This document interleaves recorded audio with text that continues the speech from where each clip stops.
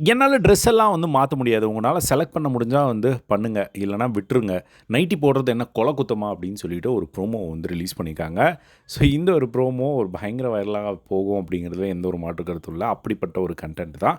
பிரியவர்ஷினி அப்படிங்கிற ஒரு கண்டஸ்டன்ட் வந்து உள்ள வராங்க. வரும்போதே வந்து பார்த்தீங்கன்னா, நைட்டி போட்டுக்கிட்டு வராங்க.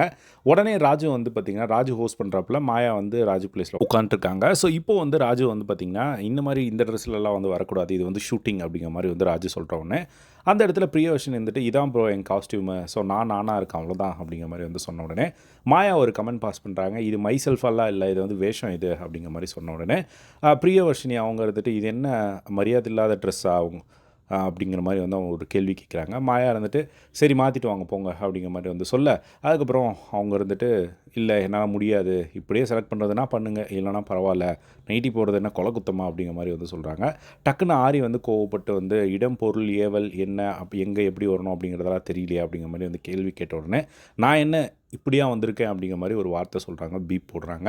இதுதான் வந்து நான் இப்படி தான் இருப்பேன். நான் இதுதான் அப்படிங்கிற மாரி அவங்க திரும்பவும் வந்து சொல்றாங்க.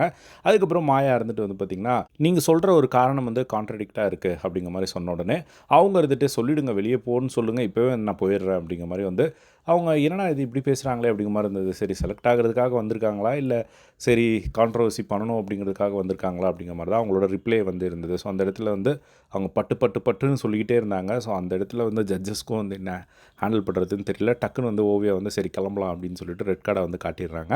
அதுக்கப்புறமா அவங்க அதெல்லாம் முடிஞ்சதுக்கப்புறம் அந்த ஒரு இன்டர்வியூ மாதிரி வந்து கொடுப்பாங்களா, அதில் வந்து ட்ரெஸ்ஸை பற்றி கமெண்ட் பண்ணது வந்து எனக்கு பிடிக்கல. என்ன கூப்பிட்டு வச்சு அசிங்கப்படுத்துறீங்களா நீங்கள் அப்படிங்கிற மாதிரி வந்து அவங்க செம கோவப்பட்டு வந்து பேசினதை வந்து பார்க்க முடிஞ்சுது.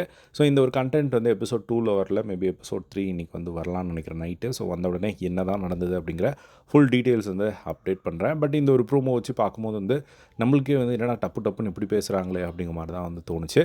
ஸோ அட்லீஸ்ட் வந்து அவங்க அது அவங்க சொல்கிற விதம், அவங்க நைட்டி போட்டு வந்ததை விட அவங்களுக்கு இதுதான் கம்ஃபர்ட்டாக இருக்குது அப்படின்னு சொல்லி அவங்க வேறு மாதிரி கொஞ்சம் கைண்டாக சொல்லியிருக்கலாமோ அப்படிங்கிற மாதிரி வந்து தோணுச்சு. பட் அவங்க பேசின விதம் வந்து அங்கே யாருக்குமே வந்து ஓகேவா இல்லை அப்படின்றது அவங்க கொடுத்த ரியாக்ஷன்ஸ்லேருந்தே வந்து தெரிஞ்சது பார்க்க முடிஞ்சுது. ஸோ மாயாவே வந்து ஒரு மாதிரி திணறிட்டாங்க. ஸோ இது பற்றி உங்களோட ஒப்பீனியன் காமெண்ட் பாக்ஸில் ஷேர் பண்ணுங்கள். இதே மாதிரி எல்லா பிக் பாஸ் ரிலேட்டடான அப்டேட்ஸ்க்கு நம்மளோட சேனலை சப்ஸ்கிரைப் பண்ணி சப்போர்ட் பண்ணுங்கள். தேங்க்ஸ் ஃபார் வாட்சிங். பை.